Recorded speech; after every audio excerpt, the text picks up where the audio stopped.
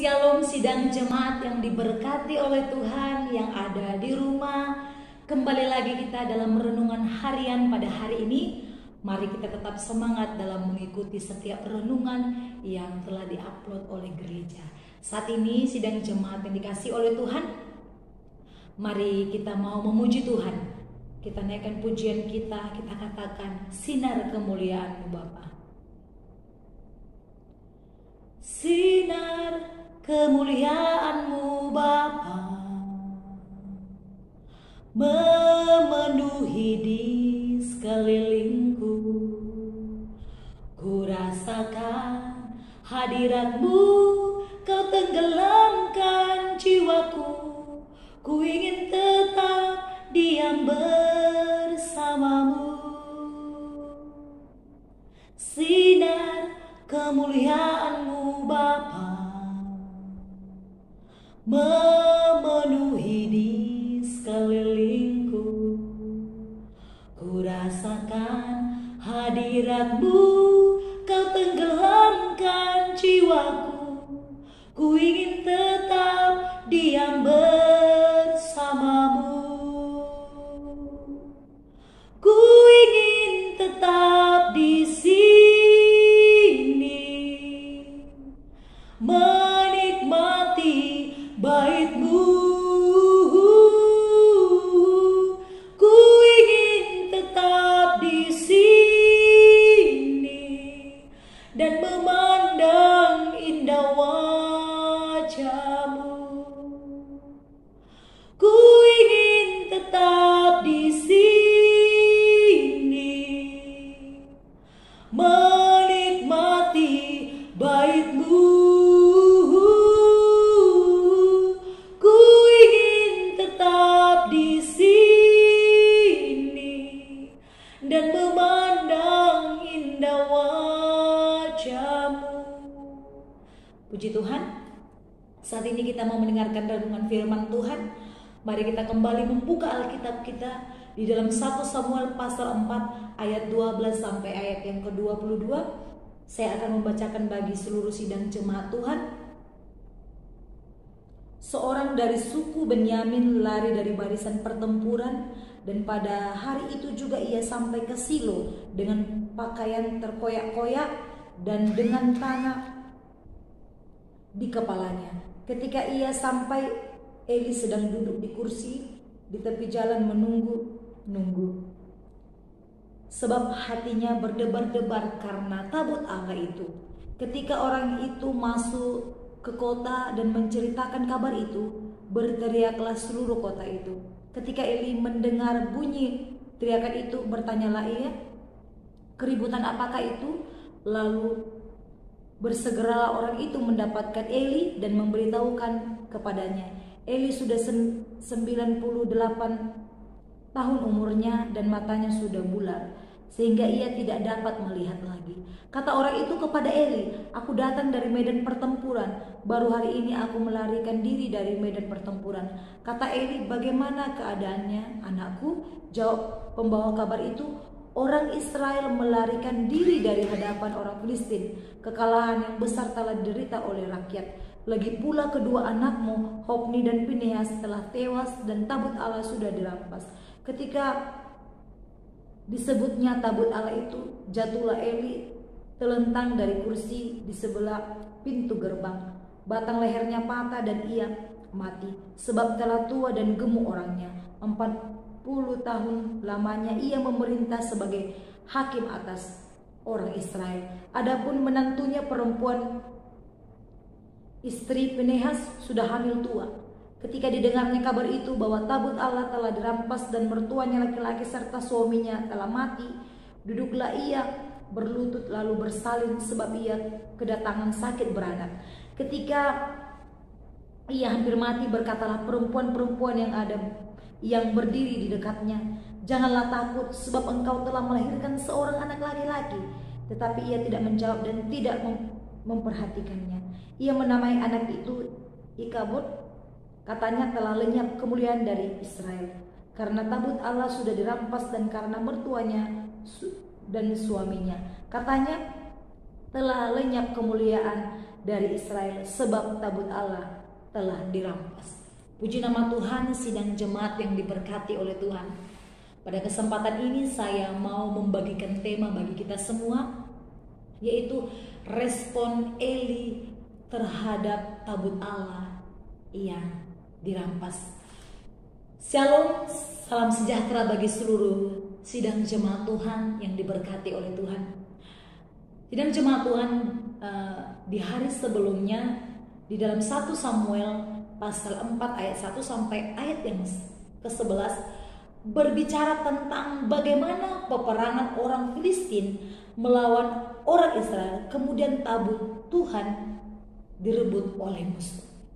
Sidang jemaat Tuhan, kemudian dilanjutkan kembali dalam renungan harian ini, yaitu di dalam 1 Samuel pasal 4 ayat 12 sampai ayat yang ke-22. Di mana kita tadi sudah membacakan, di mana ada seorang dari suku Benyamin melarikan diri dari barisan pertempuran untuk memberitakan kekalahan orang Israel kepada Imam Eli. Sidang jemaat Tuhan, kita tahu yang menjadi imam di tengah-tengah orang Israel adalah Imam Eli. Dia menjadi pemimpin bagi bangsa Israel.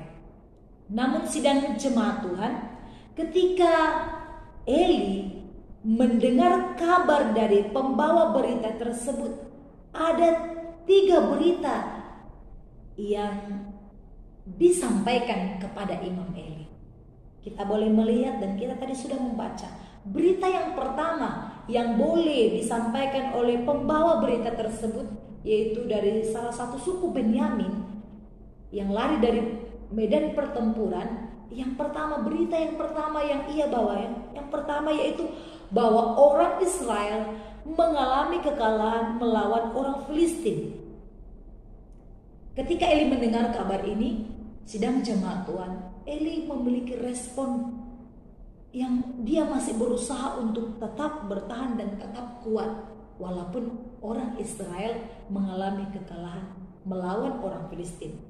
Kemudian berita yang kedua yang disampaikan oleh pembawa berita, yaitu si pembawa berita kabar itu juga menyampaikan berita yang kedua, yaitu bahwa kedua anaknya Eli, yaitu Hofni dan Pinehas, telah meninggal di dalam medan pertempuran. Sidang jemaat Tuhan, berita yang kedua yang disampaikan oleh pembawa berita, ketika Eli mendengar kabar tersebut, respon Eli juga masih berusaha untuk tetap tegar dan untuk tetap kuat untuk menerima kenyataan. Tetapi kita melihat sidang jemaat Tuhan, bagaimana respon Eli ketika dia mendengar berita yang ketiga yang disampaikan oleh pembawa berita. Berita yang ketiga yaitu si pembawa berita menyampaikan kepada Eli bahwa tabut Allah telah dirampas oleh musuh. Ketika Eli mendengar bahwa tabut Allah telah dirampas oleh musuh, ia sangat kaget. Ia terkejut. Kemudian ia langsung jatuh dan mati karena mendengar kabar bahwa tabut Allah telah dirampas. Sidang jemaat Tuhan, respon Eli terhadap tabut Allah yang telah hilang dari tangan orang Israel, yang telah dirampas oleh musuh, menunjukkan bahwa Eli lebih memikirkan tentang kemuliaan Allah daripada orang Israel atau kedua anaknya yang meninggal, yaitu Hofni dan Pinehas. Sidang jemaat yang diberkati oleh Tuhan, mengapa Eli sangat kaget ketika tabut Allah telah dirampas? Karena Eli tahu jika tabut Allah sudah dirampas dan tidak ada lagi di tangan orang Israel, maka Allah tidak lagi ada di tengah-tengah orang Israel. Mengapa demikian, sidang jemaat Tuhan? Karena tabut Allah itu melambangkan kehadiran Allah. Namun sidang jemaat Tuhan, walaupun tabut Allah sudah dirampas oleh musuh. Tapi kalau orang Israel hidup menurut kehendak Allah, maka Allah akan tetap hadir di tengah-tengah orang Israel. Akan tetapi orang Israel tidak hidup menurut kehendak Allah, sehingga mereka mengalami kekalahan ketika di medan pertempuran. Sidang jemaat Tuhan, tabut Allah tidak terlalu penting. Tabut Allah itu hanya sebagai lambang, saja sidang jemaat. Namun yang paling penting adalah bagaimana kehidupan dan sikap kita di hadapan Allah. Sidang jemaat Tuhan, memang tabut Allah melambangkan kehadiran Allah. Itu hanya sebagai lambang saja. Tetapi walaupun tabut Allah sudah dirampas oleh musuh, itu tidak menjadi persoalan. Kalau tabut Allah sudah dirampas oleh musuh, tapi kita hidup benar, berkenan kepada Allah, saya percaya Tuhan tetap ada bersama-sama dengan kita. Tuhan tetap berpihak kepada kita. Namun, jika kita tidak hidup menurut kehendak Allah, maka Allah juga tidak berkenan kepada kita. Maka kita tidak akan memperoleh kemenangan. Oleh karena itu, inilah yang dihadapi oleh orang Israel. Bukan menjadi persoalannya bukanlah tabut Allah. Namun yang menjadi persoalannya bagaimana kita hidup menurut kehendak Allah. Oleh karena itu, respon dari Eli terhadap tabut Allah yang sudah dirampas menunjukkan bahwa yang paling penting, yang paling utama adalah kita berkenan kepada Allah, kehadiran Allah di dalam kehidupan kita. Bagaimana Allah bisa hadir? Yaitu kita berkenan di hadapannya. Oleh karena itu, sidang jemaat Tuhan, mari kita berkenan di hadapan Tuhan. Jika kita berkenan, maka kita akan merasakan kehadiran Allah di dalam kehidupan kita. Oleh karena itu, demikian firman Tuhan hari ini. Saya percaya kita akan diberkati oleh Tuhan. Mari kita berdoa. Terima kasih Bapa yang baik, kami sudah selesai mendengarkan renungan firman Tuhan. Bapa yang baik, kami percaya firman-Mu akan dimateraikan dalam hidup kami dan kami boleh melakukannya. Terima kasih Tuhan. Di dalam nama Tuhan Yesus Allah kami yang hidup, kami sudah berdoa. Haleluya. Amin. Shalom. Tuhan Yesus memberkati.